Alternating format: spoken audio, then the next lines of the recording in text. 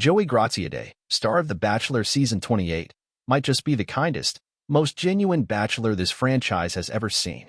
Even after watching his season back and seeing all the drama he wasn't privy to, the 28-year-old tennis pro still sees the best in the women who were competing for his heart. I will never say anything negative about any of the women and how they handle themselves, because they have their own emotions, he tells EW in a post-Women Tell-All interview. It's a very difficult situation that they're put in. He also has zero tolerance for viewers who feel like it's okay to harass Bachelor contestants, like those who inundated Rachel's social media with hateful, racist posts. I think people need to look in the mirror and realize that no one deserves comments like that, ever, he says. EW spoke to sweet angel baby Joey about facing his exes at the tell-all, what he thought of the Maria-Sydney-Leah drama, his patented tear-wipe maneuver, and more. Congrats on surviving the Women Tell-All. Going in, who were you the most nervous to see again, and who were you the most eager to see again? Joey Graziadei. I wouldn't say there was anyone I was necessarily eager to see.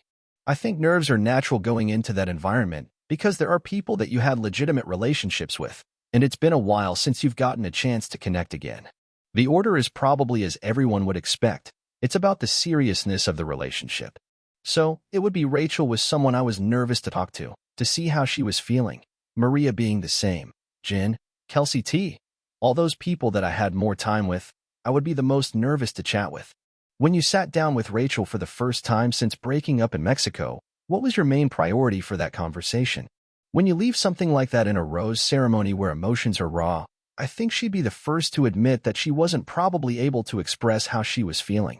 I was definitely trying to understand where she was at and how she's been feeling on things because she didn't say much in that moment. She was still feeling a lot of emotions. I wanted to make sure I clearly explained again what the reasons were for the breakup.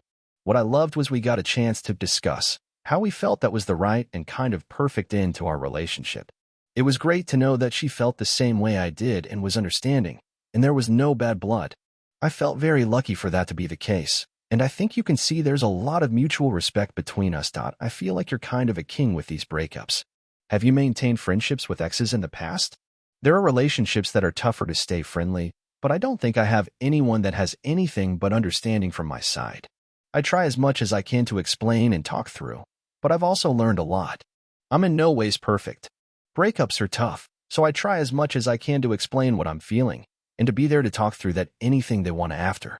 Anyone that has had relationships with me in the past knows that I'm willing to always have that open communication as much as possible, because breakups are tough on all sides, so that you should be able to talk through it.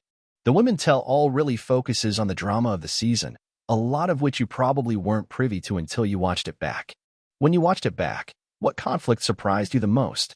I think anyone in my position never knew the level of drama.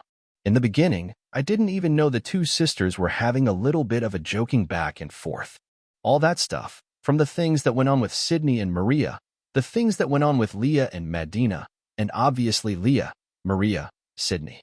Everyone saw that if someone brought something to me, I was always open to talk about it, but my stance has always been the same. I was focusing on the individual connections.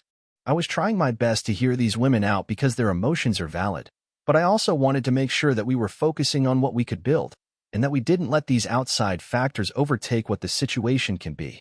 I always go back to what I said to Maria on the 2-on-1, which was I'm not expecting all the women to get along. I just want to have there be an environment that we can do what's most important, which is to get to know each other and see what relationship makes the most sense for me and for them as well, because it is a two-way street. I was always trying to keep the environment understanding and calm. But there are a lot of women that come into this situation where that's tough for that to be the case, so I get it. Were you surprised that they actually had the production team go back and watch hours of footage to see if Maria actually said, "Shut the F up" to Leah? I still don't know what happened. I just know that there was obviously a misunderstanding, and as you saw on that Malta date, I realize it's not about coming down to finding the truth. I never will. In that case, it's more about understanding what each of these women have to bring into our relationship and where I felt there was the strongest connection. So, to this day, I still don't know a lot about that. I'm just focusing on what I could focus on at those times. No one wants to go on that goose chase. Leah was the focus of a lot of discussion at the Women Tell-All. When you watched the season back, what did you think of the difference between how she was with you versus how she was with the women? I think people need to take a step outside of their own perspective and realize how difficult it is to be on this TV show. I mean, you get challenged left and right. There are different personalities and they're obviously trying to create a connection with me. I will never say anything negative about any of the women and how they handle themselves, because they have their own emotions and it's a very difficult situation that they're put in. Leah was always very sweet to me. We had a great connection. That's why she lasted as long as she did, but other connections were stronger, and she understands that. I feel for all those women that went through those different dramas, but I think they all are trying to get past it and move on with their own lives. Hopefully people can continue to be kind, because that's what's most important. What did you learn about yourself watching the show back? I realized that I can be repetitive and say the same thing, like, I love that, and how we doing? That was amazing to watch back. I need new words, so I will work on that. On a more serious side, I realized through this experience how I can be closed off, and it takes time for me to let someone in because I have my own insecurities from past relationships. I think that's human and understandable, but I'm a work in progress, and this is a great way to look back and see where I can be better. Another big discussion on the Women Tell All was about some of the hate and toxicity women are receiving online. Specifically, Rachel talked about being the target of awful, racist comments as well. What do you want to say to people who posted those hateful comments about her? Obviously, I would first say it's unacceptable. No one deserves that. But I would also reiterate what we said on the tell-all. You're allowed to be fans of people. You're allowed to have someone that you support. You're allowed to be in someone else's camp. That is how you should be. There are very amazing women on here that I would hope would get love and support consistently, but that doesn't come from tearing other women down. Rachel was nothing but kind. She had so many moments where her personality shined through, and she deserves all the love that she gets. But to have unwarranted hate, I don't understand it.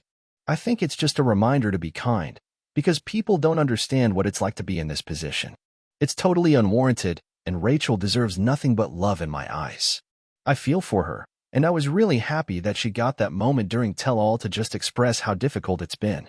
I think people need to look in the mirror and realize that no one deserves comments like that, ever. On a happier note, you've received a lot of praise online for being a great active listener, for being empathetic, for being emotionally mature, for being super handsome, and so on. What is the nicest thing you've read about yourself online? I would say the active listening has been the most rewarding to hear, because I'll be the first to admit that that's taken a lot of time for me to be better. At a lot of times in my life, I was the first person to speak up.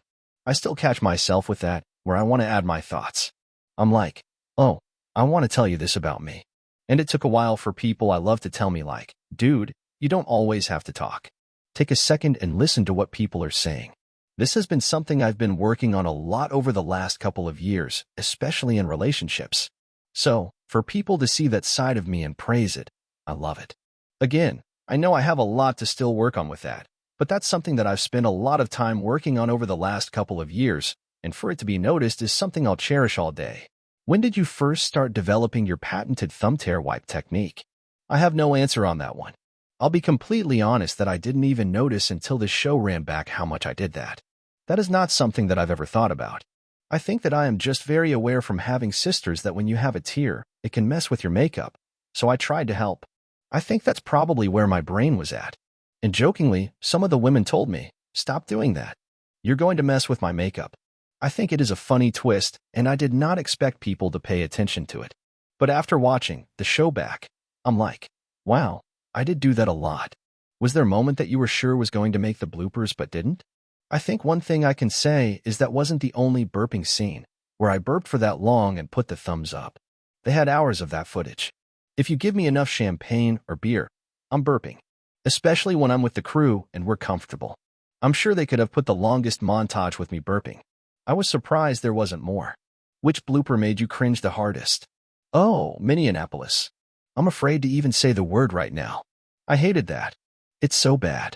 People get that I am a little dum-dum from time to time. It's okay. I get it. But I figured out how to say it at the end, and it is a word that I will avoid for the rest of my life. Finally, of all the women who were present at the Women Tell All, who do you think would make the best bachelorette, and why?